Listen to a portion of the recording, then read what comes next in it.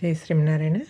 మేము ఇలా లీలా టూర్స్ ద్వారా మా 106 దివ్యదేశ యాత్రలన్నీ సేవించుకున్నాము.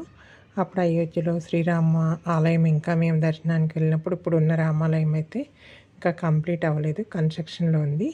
మేము రామయ్యని పూర్వం ఒక దగ్గర ఉంచేవారు కదా, అక్కడ నుండి సేవించుకొని వచ్చాము. వచ్చిన తర్వాత మేము మామూలుగా బట్టలు, స్వామికి కావాల్సిన, పెరుమాళ్ళకి కావాల్సిన బట్టలు, కిరీటాలు, ఇంకా రకరకాల మెడలో వేసే హారాలు అన్నీ తీసుకున్నాము. తీసుకున్న తర్వాత నేను అయోధ్య వచ్చి రాముడిని తీసుకోకుండా ఎలా వెళ్తాము, తీసుకుందామా అని సందేహంలో ఉన్నాను. ఎందుకంటే అంతకుముందే సీతారామలక్ష్మణ పెరుమాళ్ళు మా గృహంలో వేయించేసి ఉన్నారనమాట. అంటే కాకినాడలో స్వామివారు ఒకసారి సీతారామ కళ్యాణం చేసినప్పుడు మేము స్వామివారి దగ్గర నుంచి ఆ కళ్యాణం చేసుకొని ఆ పెరుమాళ్ళని తీసుకున్నాము. అక్కడ మా ఊర్లో ఉంటారనమాట స్వామి, అక్కడ వేయించేసి ఉన్నారు మా స్వామి.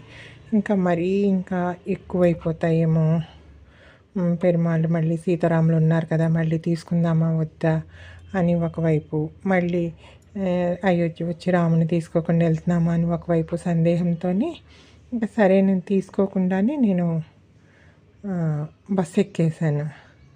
ఆశ్చర్యం ఏమంటే బస్సు ఎక్కిన తర్వాత ఆ లీలా టూర్స్ని కండక్ట్ చేసే కన్నా గారు మాకు ఇప్పుడున్నారు కదా, ఇక్కడ వేయించేసి ఉన్నారు కదా, ఈ పెరుమాళ్ళని తీసుకొచ్చి గిఫ్ట్గా ఇచ్చారు.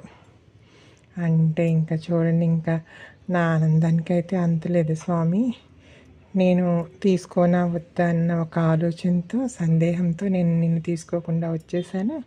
కానీ నువ్వు ఎలాగైనా సరే నా దగ్గరికి రావాలనుకొని వచ్చేసావా స్వామి అని చెప్పి, నేను నిజంగా నా అంతటి నేను తీసుకుంటే అంత ఆనందం వచ్చేదో లేదో తెలీదు. కానీ అలా తనంతట తానుగా నా కోసం వచ్చాడా, నన్ను అనుగ్రహించడానికి వచ్చాడా అన్న భావం నాలో కలిగి ఆనందానికి అయితే అసలు ఇంకా అంతలేదనమాట. అందుకే నాకు ఈ రామయ్య అంటే చాలా ఇష్టం. అంటే ఎప్పుడు ప్రతి సంవత్సరం మేము శ్రీరామనవమికి కళ్యాణం చేసుకుంటాం, కానీ అరే కోరి వచ్చాడే మన దగ్గరికని ఈ రాముడు అంటే నాకు చాలా అంటే చాలా ఇష్టం అనమాట. కోరి వరించి వచ్చాడు స్వామి మా గృహ తిరువారాధనలోకి. అందుకే ఆ రామయ్యకి చక్కగా కొబ్బరి నూనె రాయడం కంప్లీట్ అయింది. నలుగు పిండితో చేస్తున్నాం అన్నమాట.